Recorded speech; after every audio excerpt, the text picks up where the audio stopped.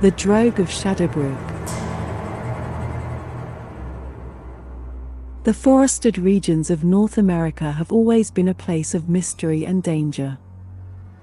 Ever since the founding of the Plymouth colony in 1620, many stories have emerged that tell of uncanny deaths and unexplained disappearances within New England's wooded places. One such story occurred during the autumn of 1787, in a small New Hampshire town called Shadowbrook. The town sat near a dank forest that the locals called the Old Woods. It had always been a source of great foreboding, and it became a place where even brave men would seldom venture. The local Pennacook Indians had warned the settlers to avoid the forest at all costs, as their ancient legends had declared that the spirits of the wrathful dead dwelled there. One afternoon, a farmer named Asa Nichols was clearing a field near the forest's shadowy western approaches. From the corner of his eye, he spotted a grayish, sullen-looking figure standing in the broken shadows of the tree line. Straight away, the horrible smell of rotting flesh permeated the air. The figure was that of a man with ghostly pale skin and deeply sunken black eyes. Tattered clothes hung from his emaciated body like moss on a cypress tree. The creature stood motionless, glaring at the farmer with its sinister black eyes.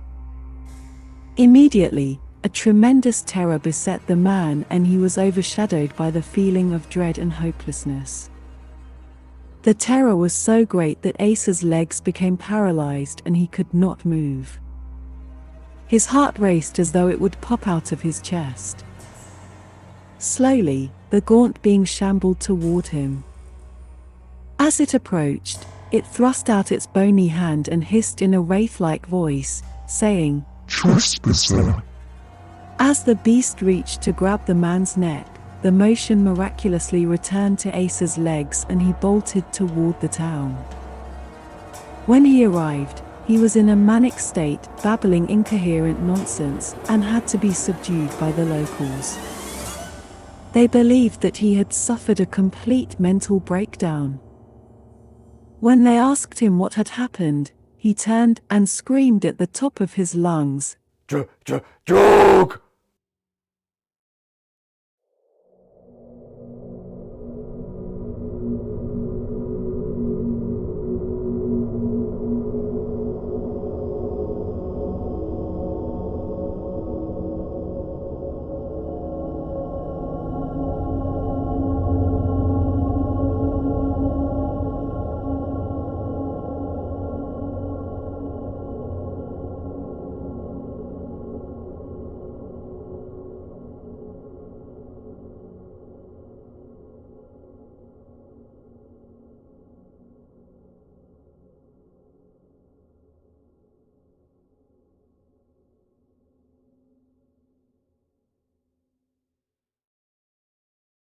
Hello everyone, and welcome to my channel.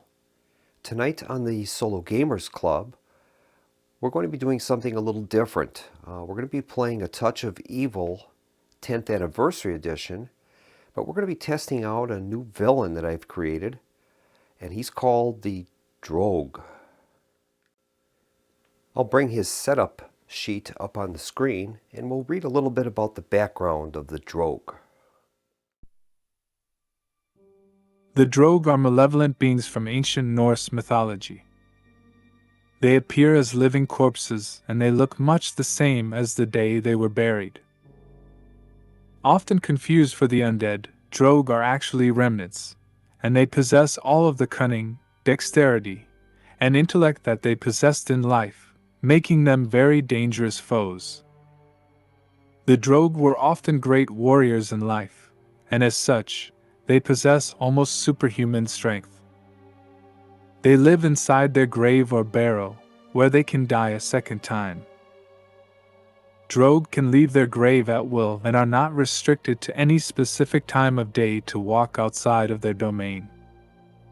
Nonetheless, they favor night and are most often encountered in the dark. Draug fiercely protect any and all treasures they may have in their barrow, and do so with extreme violence.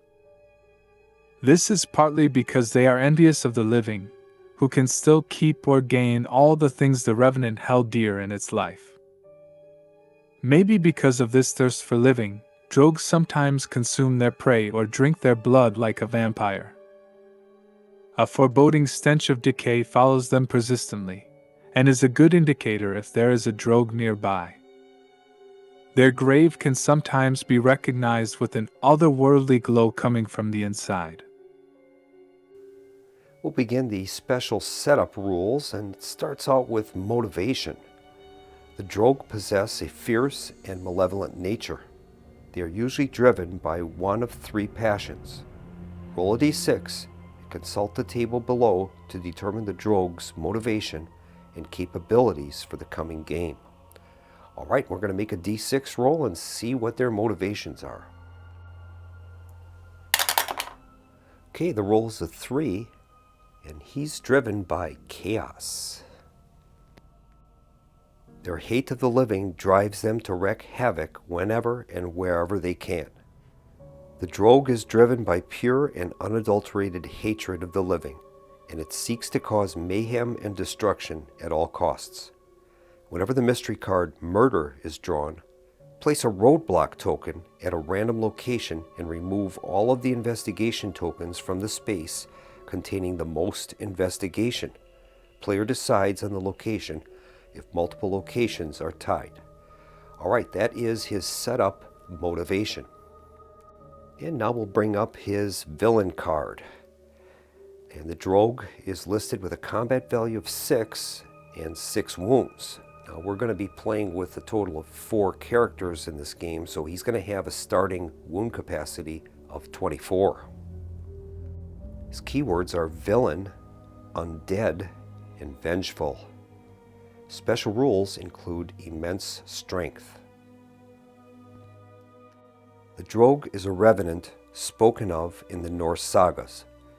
This creature was likely a member of the 10th century Viking settlements that have been uncovered in North America. The Drogue possesses immense strength and will inflict 2 wounds for every fight roll of a 6. His advanced abilities include Stench of Death. The smell of the rotting flesh of the Drogue is nearly unbearable to the living. Before every fight round, the hero must roll a d6. On a result of 1 or 2, the hero is overcome by the gut-wrenching smell and may not attack this round, including showdown fight rounds. In addition, the hero takes 1 wound from explosive vomiting.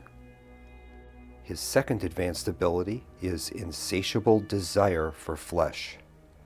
Anytime the mystery card Murder is played, roll a d6. On a result of 5 or 6, a random town elder is devoured by the Drogue. Remove the random elder from play and advance the shadow track by 2 spaces. Finally, he has an advanced ability, Intelligence.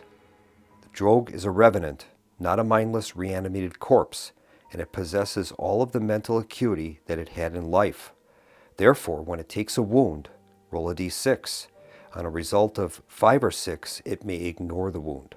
Also, if layer cards are purchased, they always cost twice their normal amount. All right, and finally, let's have a look at the Drogue's minion chart. We begin with a d6 roll of 1, and that's Ghost Soldiers. Minion, Undead, Ghost, and Horde. 3 fight dice, 3 health, a reward of 5. Their abilities include Ethereal. Heroes must use Spirit instead of combat during this fight. And Overrun. If the hero does no hits to the Ghost Soldiers during a fight round, roll a d6. On a result of 1 or 2, the hero must immediately escape the fight, if possible, and they are driven off by the ghastly horde. Result of 2 produces Living Trees. Minion, Magic, Plant. You have 3 fight dice, 4 health, and the reward is 5 investigation. Their abilities include Pack. When a Living Trees is rolled, place a Living Tree minion in an additional random location as well. Smash. This enemy's fight dice only hit on rolls of 6 instead of the normal 5 or 6, but those fight dice rolls count as 2 hits each. But they're flammable. Any hero carrying at least one keyword fire item may roll 2 extra fight dice against living trees. And on a result of 3 to 5, we have the Barrow Shade, minion, undead, ghost. It has 2 fight dice, 2 health, and it has a reward of 2. Its abilities are ethereal. Heroes must use spirit instead of combat during this fight. They also have the power of Death's Gaze. If a hero does no wounds to the Barrow Shade during a fight round, the hero must immediately escape, canceling the combat. If they are unable to escape, they are KO'd instead. And finally, with a result of 6, we have the Draug Attack. It's an event. The villain attacks. The hero must immediately resolve a single fight round with the villain. Instead of causing wounds, each hit done to the villain gains 2 investigation tokens for the hero. This does not count as a showdown. If there are no heroes in the space, instead place 2 investigation there, and the shadow track moves 1 step closer to darkness. Alright, so that is going to be our villain for tonight's game. Now I'm going to introduce the 4 heroes that we're going to be using during the game. First is Eliza the Witch Hunter. Female and holy are her keywords. She has a spirit of 3, cunning 3, combat 2, and an honor of 2. Her abilities include Zealot, may take a wound to gain +2 spirit, cunning, honor, or combat for a single test. Limit once per test. This wound may be assigned to militia. And then she has the ability Inquisition. At any time she reveals a town elder's secrets, gain 4 investigation for every little secret or evil card revealed. Limit once per turn. And finally, she's a hunter. She gains +2 fight dice against any ghost, demon, or magic enemy. She has 4 wound boxes. Her hero upgrade is Righteous Rage. Gain +1 fight dice for every holy item, ally, oath that she currently has, and she also gains 1 wound box with that upgrade. Next is Argo Blackwell, Master Hunter.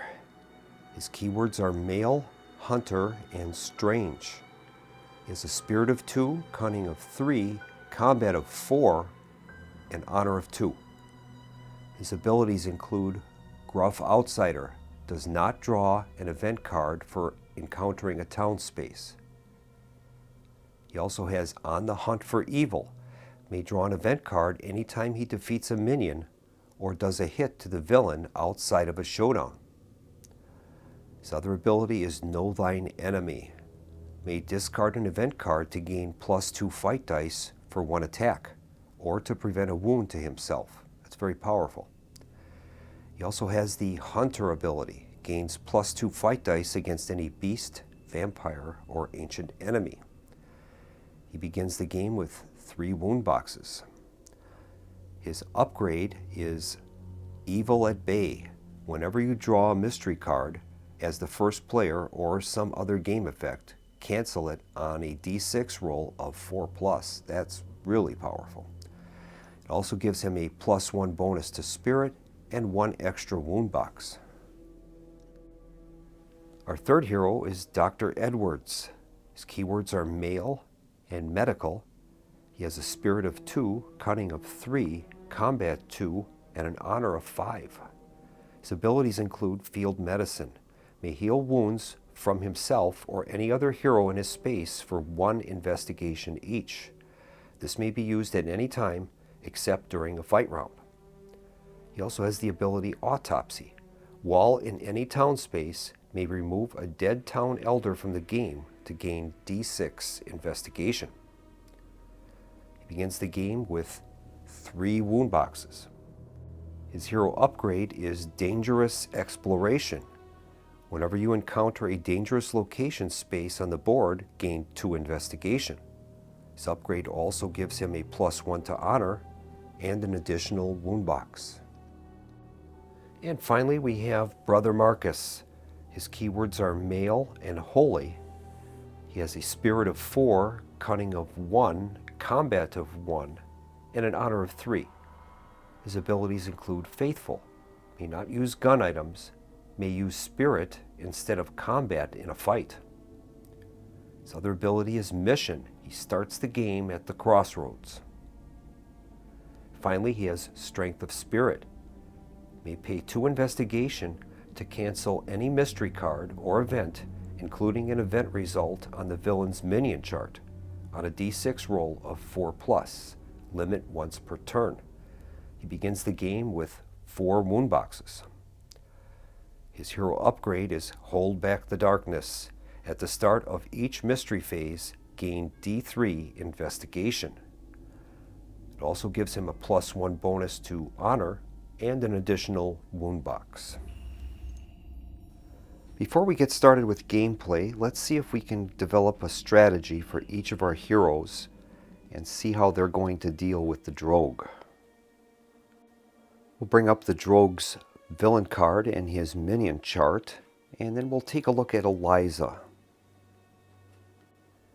Now Eliza has a spirit of 3, and 2 of the minions on the minion chart have an ethereal ability, which means that we need to use spirit to combat them. That would be the ghost soldiers and the barrow shades.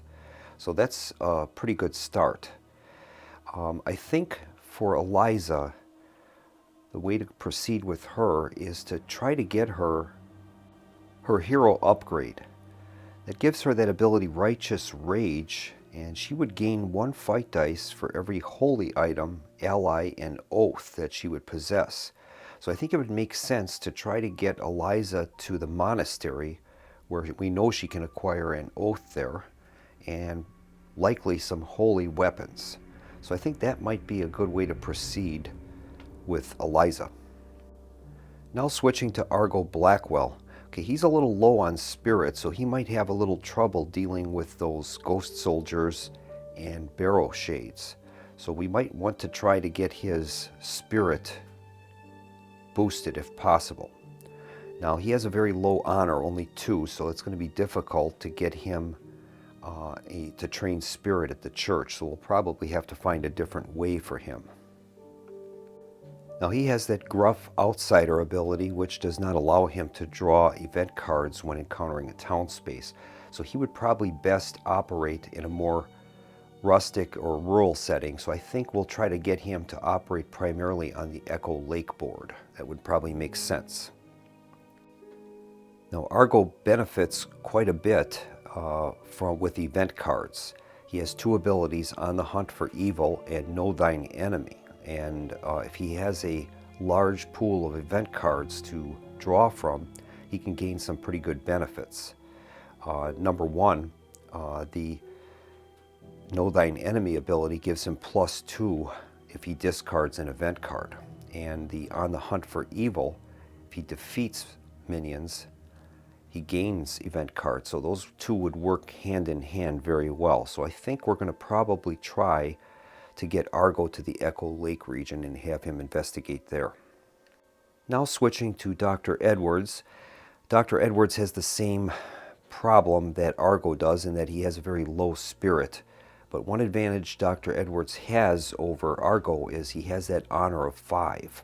So we'd be able to use that, and more than likely he would be able to train his spirit at the church. So he would need some investigation tokens to do that.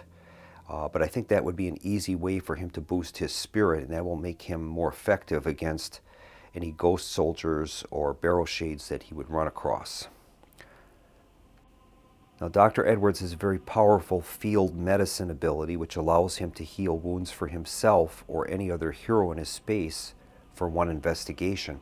So I think it would make sense to make sure that Dr. Edwards is as mobile as possible. So I think we're going to attempt to get him a horse, and that will allow him to move between locations more quickly and heal the party.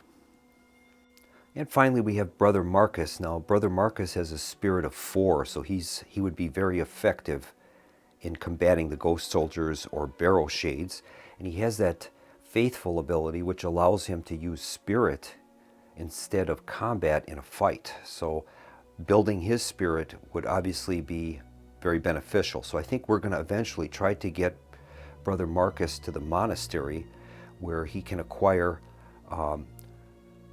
some items that would boost his spirit, and that will just make him pretty much a powerhouse in dealing with any type of minion or in the showdown with the Draug.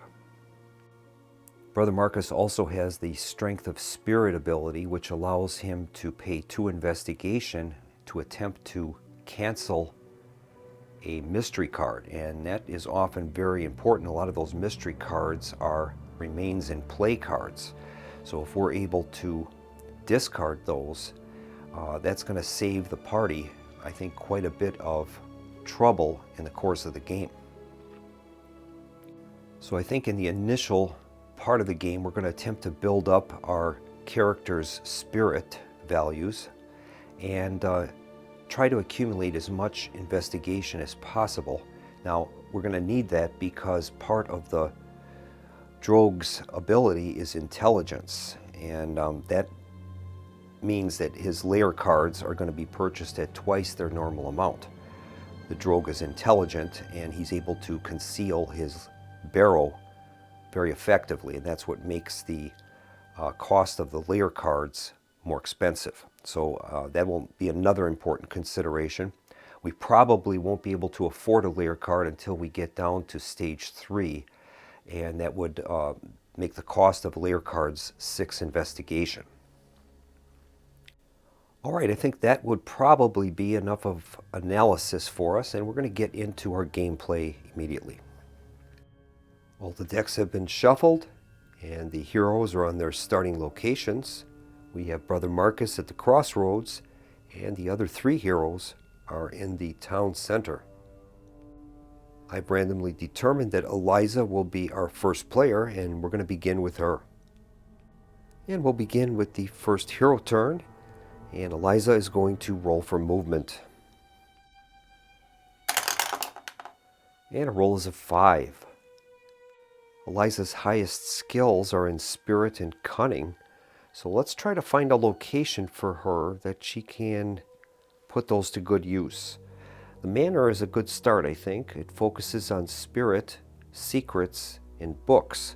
So I think we'll have her travel to the manor. She'll use her movement points to go through the church and to the path towards the manor. And Eliza arrives at the manor, and the next step would be to fight any enemies that would be there. There are none, so she's going to take her actions. She'll begin by encountering the space, and we'll have her draw card from the manor deck. And the card is revealed to be Nightmare. Sleep portent. Tossing and turning in the night, you wake from a nightmare in which you were one of the revered elders of the town, doing unspeakable things. Draw a card from the secrets deck and look at it. Then choose one of the town elders to add it to. The secrets card is revealed to be a little secret drunkard. Locked behind closed doors, this town elder drinks into a stupor on a nightly basis, often emerging just in time to soil the front stoop. This is of no consequence to the investigation and no effect. Well, we can apply that card to any of the elders. And the elders that are on the coast board, those each started with 2 secrets, so we don't want to place it on those. I think we'll place that on Dr. Manning. And I think we'll end Eliza's turn there, and we'll move on to Argo Blackwell, Master Hunter. And Argo's going to begin with his movement step, and we'll have him roll a d6. His roll is a 1, and that's going to entitle him to an event draw. Event card is Leading Questions. Event. Play as an action to gain D3 investigation. Flavor text reads, "It's you, isn't it? You're a servant of darkness, aren't you? Admit it." All right, we're going to be playing with the team rules regarding event cards. So we're going to place all of the event draws into a pool that any of the heroes will be able to play during a turn. So we'll add that to our community pool of event cards. Argo has 1 movement point, and he's going to use that to go to the blacksmith, and I think he'll spend some of his starting investigation there. Argo reaches the blacksmith. Now normally a hero is able to draw an event at that location, but Argo has that ability called Gruff Outsider. Does not draw an event card for encountering a town space. So in that case, he is going to go right to the store option and he can buy some town items there. And I think the best thing that Argo could do is purchase a horse. It's going to cost him 2 investigation, and that horse has the keywords town, item, animal, and transport. It's going to give him +1 to for future movements, limit 1 transport. All right, so we'll give him that horse, and that's going to increase his mobility a bit, which is always a good thing when you're playing with the 3 map boards like we are. And I think that's going to close out the turn for Argo Blackwell. We'll move on to our 3rd hero, and that's Dr. Edwards at the Town Hall. And we'll have Dr. Edwards roll a die for movement. His roll is a 2. And considering that Dr. Edwards won't be able to reach any of the corner spaces with this move, I think he'll follow suit with Argo Blackwell and move to the blacksmith. So Dr. Edwards has made his way to the blacksmith, and there are no enemies to fight in this space, so we'll move on to his take actions phase, and he's going to encounter the space. Now that's going to allow him to draw an event card, and the card is revealed to be Duel of Honor. Event, honor, fight. Play immediately. You are challenged to a duel by one of the locals. Make an Honor 5+ test and gain 2 investigation for every 5 rolled. If failed, take D3 wounds. Well, we're fortunate that Dr. Edwards has an honor of 5. So that's going to allow us to roll a total of 5 dice. And here's Dr. Edwards' roll. And unfortunately, even with 5 dice, he failed. So he's going to end up taking D3 wounds. And we'll make a D3 roll for Dr. Edwards and see how many wounds he's going to take. His roll is a 1, so he's going to take 1 wound, and we'll mark his card accordingly. And now Dr. Edwards is going to utilize the store at the blacksmith, and he's going to purchase a horse as well. It's going to cost him 2 investigation, and it's going to provide him with +1 to his move rolls in the future. So that's a good purchase. And next up is going to be Brother Marcus. He starts at the crossroads, so he's going to have him make a roll for movement. And his roll is a 1. That's going to entitle him to an event card draw. He draws the event Brilliant Deduction. Event Cunning. Give any hero or town elder +2 cunning for the rest of the turn, or a showdown fight round. Or peek at the secrets of one town elder without revealing them. Now, it's a good card. We'll add that to our pool of cards. Well, Brother Marcus only has 1 movement point, so he could head towards the covered bridge, to the old woods, or towards the Echo Lake map. And I think I'll have Brother Marcus use his 1 movement point to go into the old woods. And at the old woods, he's going to encounter his space, and that will entitle him to a draw card from the old woods deck. And Brother Marcus finds a cavalry horse. Item, animal, transport. Gives him a +1 bonus to combat, and he may add +1 to his move, limit 1 transport. That is a great find. We'll add that to Brother Marcus's tableau. And I think that's going to end Brother Marcus's turn, and we're going to move on to the villain phase. And we're going to begin our mystery phase by starting with a roll on the cooperative mystery phase chart. Roll is an 11, and that reads Possessed by Madness. Every hero must immediately roll a d6 and add their honor. Whoever has the lowest result, roll if tied, must immediately engage in single fight round with the hero that has the highest amount. Each of these heroes gains 1 hit one investigation for every hit they do to the other. Heroes may choose to roll fewer fight dice than they are normally allowed, but not fewer than their basic combat skill. All right.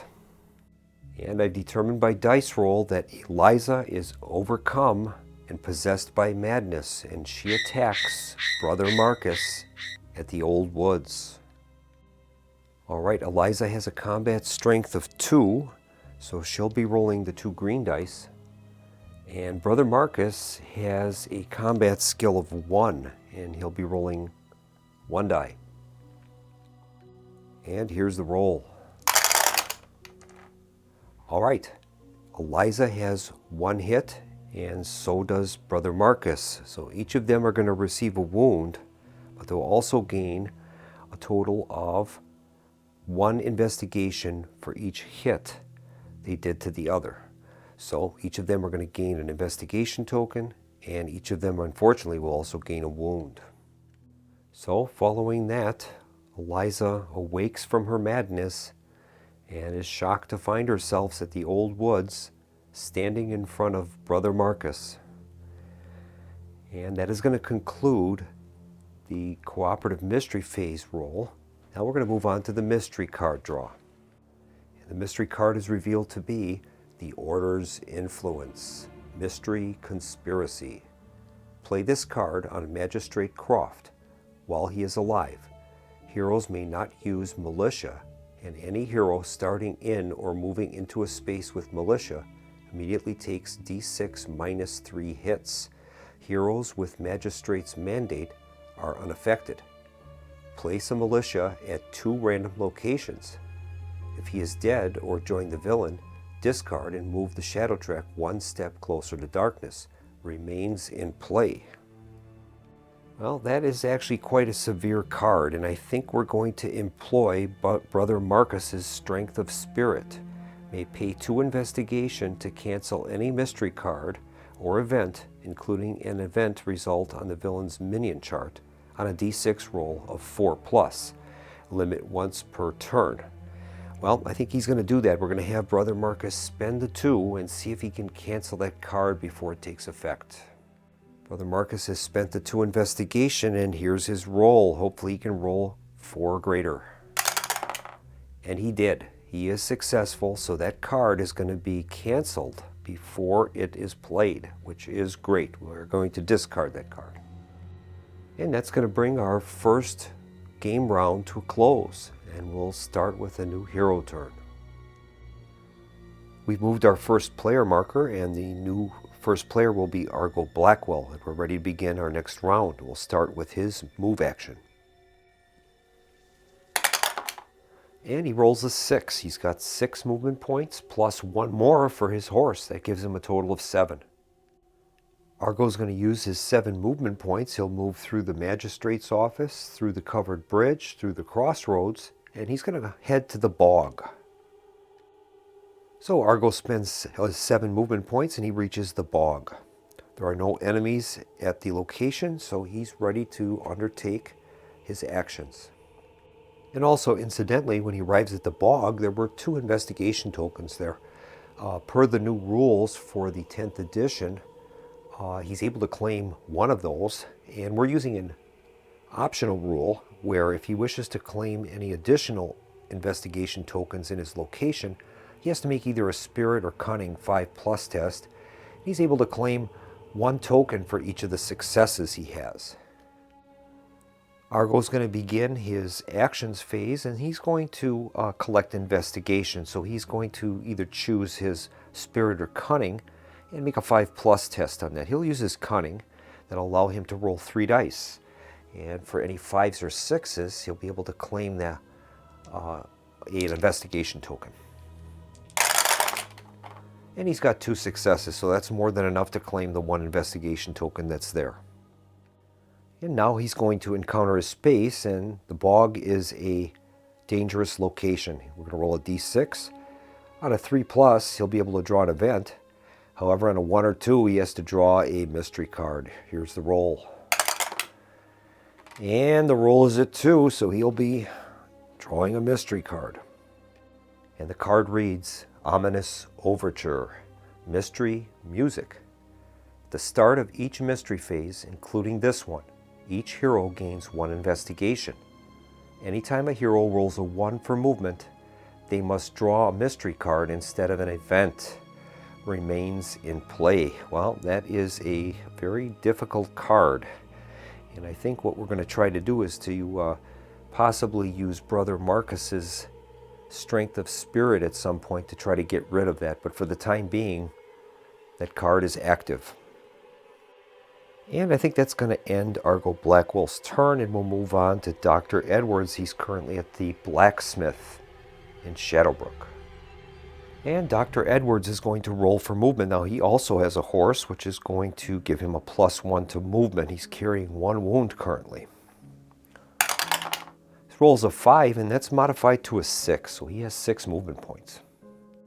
And I think Dr. Edwards is going to use 3 movement points, and he's going to head to the windmill. That's a relatively docile location for the most part, and we'll see what he can find at the windmill. All right, Dr. Edwards has arrived at the windmill. All right, there are no enemies at the windmill, so Dr. Edwards is going to take actions, and I think he'll start with encountering his space, and we're going to draw a windmill card. He draws the card, Voices of the Dark. Investigation, danger. The whispering voices get louder as you push further into the darkness. They know you're here. They know your name.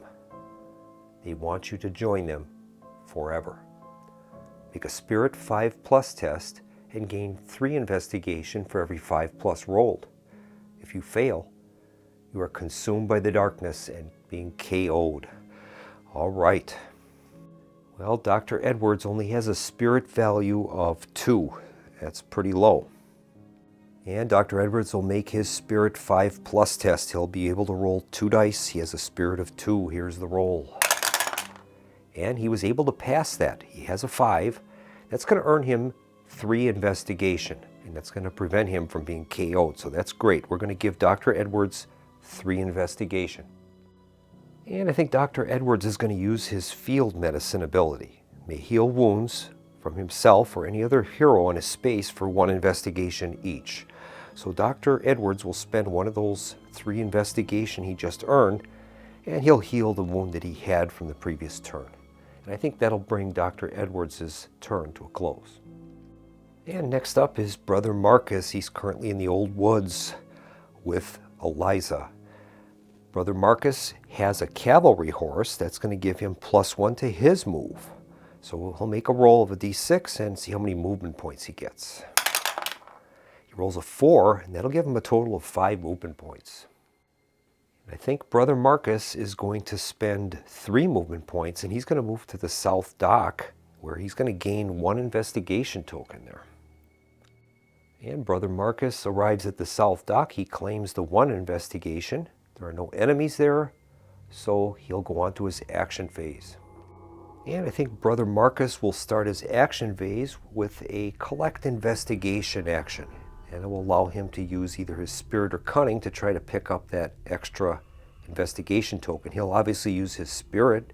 He has a spirit value of 4, and he needs to roll a 5 or 6 to collect that investigation token. And here's his roll. And he easily gets that investigation token. He had 3 successes, so that'll give him his 3rd investigation token. And I think next up is he is going to encounter his space, and that's a dangerous location at the South Dock. He's going to roll a d6, and on a 3 or better, he's going to gain an event card. Here's the roll. Rolls a 4, and that will entitle him to an event draw. And he gains the event Leading Questions. Play as an action to gain D3 investigation. It's you, isn't it? You're a servant of darkness, aren't you? Admit it. All right, we've added that event card to our community pile of events, and I think Brother Marcus is going to use his Strength of Spirit ability. May pay 2 investigation to cancel any mystery card. And that's what he's going to try to do, is to cancel that ominous overture. So he's going to pay 2 investigation. And he's going to make a roll, and on a 4 or greater, we'll be able to cancel that Remains in play mystery card. Here's the roll. The roll is a 5. He was successful once again, and we've canceled that ominous overture. Great job. That is a very powerful ability that Brother Marcus possesses. Most of the damage that occurs to the heroes seems to come from those remains in play mystery cards, so it's good to get rid of those if we can. And that's going to bring Brother Marcus's turn to a close, and we'll move on to Eliza the Witch Hunter. She is in the Old Woods. And Eliza's going to roll for movement. Here's her roll. She rolls a 3, so she's got 3 movement points. I think she's going to use those to move towards the abandoned keep. So we'll have her head west from the Old Woods, moving through the marsh to the road space just to the east of the abandoned keep. All right, she's moved to that road space, and I think that is going to end her turn. And that will complete the hero turn. We'll move on to the mystery phase. And we'll begin the mystery phase with a cooperative mystery chart roll. We're going to roll 2d6 and see what we find.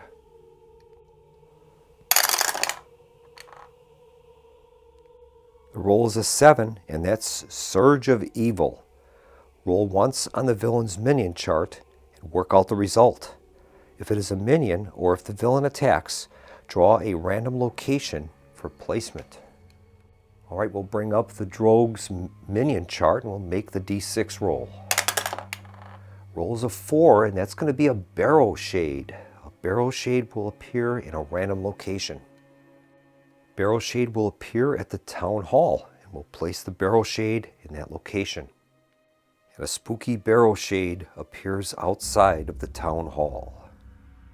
Next up is our mystery card draw. Card is revealed to be Deadly Encounter, Mystery Fight. Every hero must roll a d6. The hero that rolls lowest, roll off if tied, must resolve a single fight round with the villain. Instead of causing wounds, each hit done to the villain gains 1 investigation for the hero. This does not count as a showdown. All right, and we've determined that Eliza the Witch Hunter is going to be the victim. Draug approaches her on the roadway, and he attacks. Now, he has an advanced ability called Stench of Death. The smell of the rotting flesh of the Draug is nearly unbearable to the living. Before every fight round, the hero must roll a d6. On a result of 1 or 2, the hero is overcome by the gut-wrenching smell and may not attack this round, including a showdown fight round. In addition, the hero takes 1 wound from explosive vomiting. All right. And we'll have Eliza do her check. Here's the roll. Result is a 5, so she's fine. She's able to overcome that stench of death. Now we're going to have a fight round with the Draug. Eliza's combat ability is a 2. The Draug has a combat ability of 6. We're going to hit on 5s or 6s. The Draug causes 2 wounds for every fight dice of a 6 result that it gets. Here's the roll. Well, the Draug has a 6 and 2 5s. That is going to inflict a total of 4 wounds on Eliza. Eliza, on the other hand, has a single hit. So Eliza is going to gain 1 investigation token, but unfortunately 4 wounds are going to KO her. And since she's KO'd, she's going to have to roll a d6, and she'll have to lose that result number of items or investigation tokens. Here's the roll. Rolls a 5. That is going to consume all of her investigation tokens. She had 3 of them, and she's going to return to the town hall in prone position. And she's returned to the town hall, and there is a Barrow Shade waiting for her there. Now, unfortunately, she is going to be KO'd for the remainder of the coming turn. Her knockout occurred during the mystery phase draw, and the heroes don't heal until step 3 of the mystery phase, so she's going to have to wait until full turn before she can recover from her wounds. And that's going to conclude the mystery phase. We're going to move the first player marker to Dr. Edwards, and we're going to be ready for a new hero round. Dr. Edwards is at the windmill, and he has a horse, so he'll be gaining +1 for his move. Here's his roll. Rolls a 5, that's going to give him a total of 6 movement points. And I think Dr. Edwards is going to move to the manor. He could attempt to move to the town hall and deal with that barrow shade, but he's not very skilled at combat. He's only got a combat value of 2 and he has no equipment. So I think he'll move to the manor, spending 4 movement points, and we'll see what happens, what he can find at the manor. And Dr. Edwards has arrived at the manor, and there's nobody to fight there, so he'll go on to his take actions step, and he's going to begin by encountering his space, and we'll draw a manor card. And the card is revealed to be Debt of Honor, Investigation, Debt. With a heavy heart and a cold shiver, you set out into the foggy night to make good on your word. No more will you die this night. And it says to make an Honor 3+ test and gain 2 investigation for every 3+ rolled. Keep this card. Anytime a town elder would be killed, you must take D3 wounds instead to prevent it. Discard this card if you are KO'd or if the shadow track crosses into a new stage. Alright, well that's actually not a bad card. Dr. Edwards has an honor value of 5, so he'll be able to roll 5 dice for this test. Alright, here's his roll. And he manages to get 3 successes. He has a 5 and 2 3s and 2 1s. So that's going to earn him a total of 6 investigation, and we get to keep that card. That's great. That'll increase Dr. Edwards' investigation up to 8, and I think we're going to end his turn there. We'll move on now to Brother Marcus. Brother Marcus is at the South Dock, and we'll have him roll for movement. Now he has a cavalry horse. That's going to give him +1 to his move. Here's the roll. Rolls a 6, and that'll be a 7. And I think Brother Marcus is going to cross Echo Lake, spending 3 movement points, reaching the North Dock, where he's going to gain an investigation token. And then he's going to spend 1 additional point to go to the monastery. And Brother Marcus arrives at the monastery. There are no enemies at his location, so he's going to encounter his space, and that'll allow him to draw a monastery card. The card's revealed to be the Suffian Crypt Investigation. Descending into the catacombs beneath the monastery, you crack the seal and enter the Suffian Crypt. There can be no going back now. Make a spirit and combat 6+ test. If successful, gain +1 honor marker and add a resolve token to any town elder. If failed, you automatically become possessed. Alright, so he'll be making a spirit and a combat test, 6+ test. That'll give him a spirit of 4 and a combat value of 1, +1 for the cavalry horse. So he'll be rolling a total of 6 dice, and he needs to get at least 1 6. Right, and here's his combined spirit and combat 6+ test. And Brother Marcus is successful. He has 1 6. That means he's going to gain +1 honor, and he can assign a resolve token to any town elder. That's great. Well, we don't have much information on the elders, but I think it would be a safe bet to place the resolve token on Lord Hanbrook. Lord Hanbrook gives us a +1 fight dice, and he also takes 2 wounds to be killed. So I think we'll place that resolve token on Lord Hanbrook. And that resolve token can be used if Lord Hanbrook is to be killed. We can spend that resolve token, and that will prevent his death. And now Brother Marcus can buy some monastery items. He has 2 investigation available. We'll see what he can get. And Brother Marcus is going to purchase a guide. It's going to cost him 1 investigation. That will allow him to discard the guide to cancel and redraw any location card he has just drawn. So that's Very important that we have that either re-rolls or redraws in this game. If something bad happens, at least we have a recourse against it. So he'll take the guide. And that's going to bring Brother Marcus's turn to a close, and we'll move on to Eliza. Now, Eliza is currently KO'd, and she is at the town hall. And unfortunately, Eliza will have to remain KO'd until the mystery phase, when she can recover. We'll move on to Argo Blackwell. He is currently at the bog. Argo's going to make a roll for movement, and he has a horse, so that'll give him +1 to his roll. Rolls a 5, he has 6 movement points. We'll bring up our Echo Lake reference map and see which location might be a good one for Argo Blackwell to visit. The inn is listed as focuses on cunning, allies, and unique rooms. Argo has a pretty good cunning value, so I think maybe we'll try that. We'll have Argo go to the inn.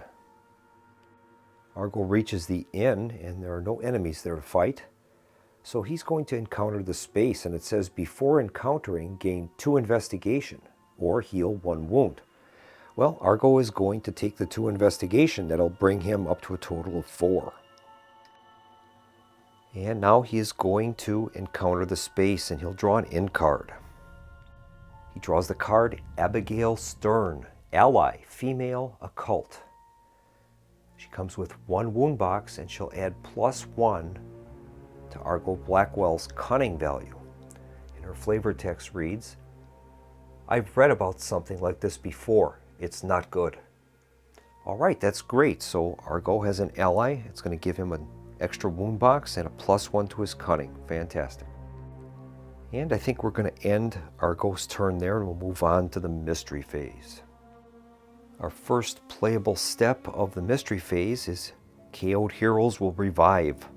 So that means that Eliza the Witch Hunter is going to stand up, and immediately she's going to have to confront the Barrow Shade.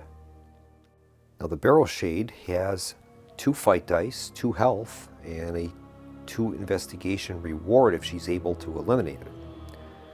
Its abilities are ethereal. The hero must use spirit instead of combat during the fight. But it has Death's Gaze. If a hero does no wounds to the Barrow Shade during a fight round, the hero must immediately escape, canceling the combat. If they are unable to escape, they are KO'd instead. All right. Eliza is going to be using her spirit ability. That'll give her 3 dice. And the Shade is going to be using 2 fight dice. Here's the roll. All right, the Barrow Shade has not inflicted any hits, but Eliza has 1 hit.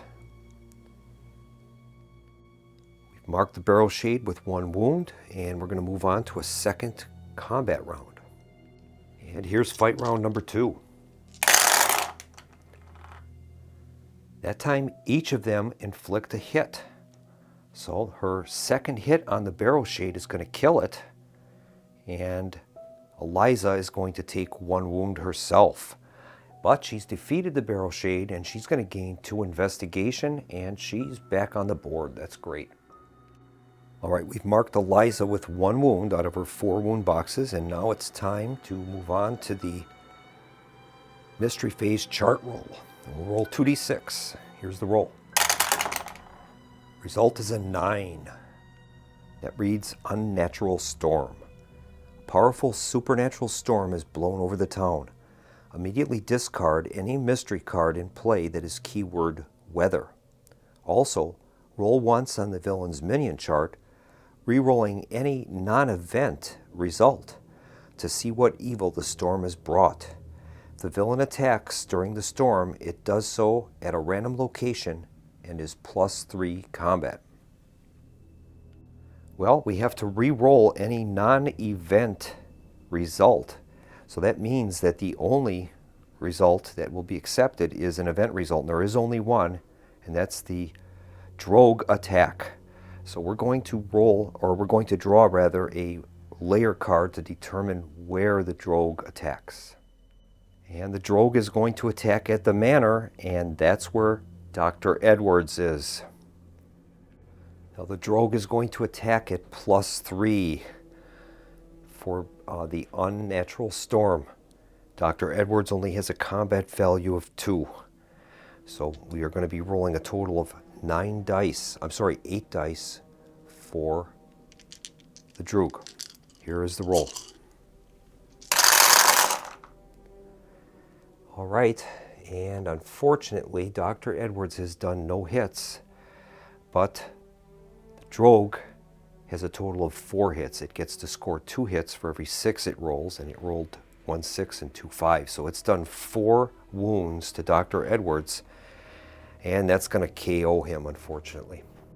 Dr. Edwards is KO'd, and we're going to have to make a D6 roll, and he'll have to lose that number of investigation or item units. Here's the roll. His roll's a 4, so he'll have to surrender 4 investigation. That'll give him a total of 4 investigation left, and he's going to be transferred to the town hall. So Dr. Edwards has been moved to the town hall. He's in prone position, and he's KO'd, and he'll remain that way until the next mystery phase, because once again, if you're KO'd after the step 3 of the mystery phase, you cannot recover until that time. Incidentally, we're playing with a modified version of the Endurance of Evil optional rule, and that means that every time a hero is KO'd or a town elder is killed, the villain gains a permanent +1 token to its wound capacity. Now Eliza has already been KO'd, and now Dr. Edwards is, so the villain is going to gain +2 wounds. And that's going to move its wound capacity up to 26 now. And now we have to draw our mystery card. And the mystery card is revealed to be At Midnight They Come. Mystery. While this card is in play, any hero in a town space at the end of the mystery phase must roll a d6. On the roll of a 1 or 2, the hero is attacked. Draw a haunting to fight. Remains in play. And the flavor text is, and no one is safe. All right, well, that is an active card. And now we're technically at the end of the mystery phase, and that card is active. So any heroes in a town location are going to have to make that roll, and that's going to be Eliza the Witch Hunter. So we'll make a roll for her. She's at the town hall. On a result of 1 or 2, we're going to have to draw a haunting, and she'll have to fight it. Roll is a 6, so Eliza is safe for the moment. We're going to have to try to work towards removing that remains in play mystery card, and hopefully Brother Marcus will be able to maybe do that in his coming turn. And that's going to bring the mystery phase to a close. We're going to move our first player marker to Brother Marcus, and I think we're going to end the video here. I hope you're enjoying this video with our test of the new villain I created, Draug, and we'll see how this plays out. So far, the heroes are doing okay. All right, well, thanks very much for joining me at the Solo Gamers Club, and I hope to see you again for the second episode of our playthrough of A Touch of Evil 10-year anniversary against the Draug. Thanks for watching, and have a nice evening.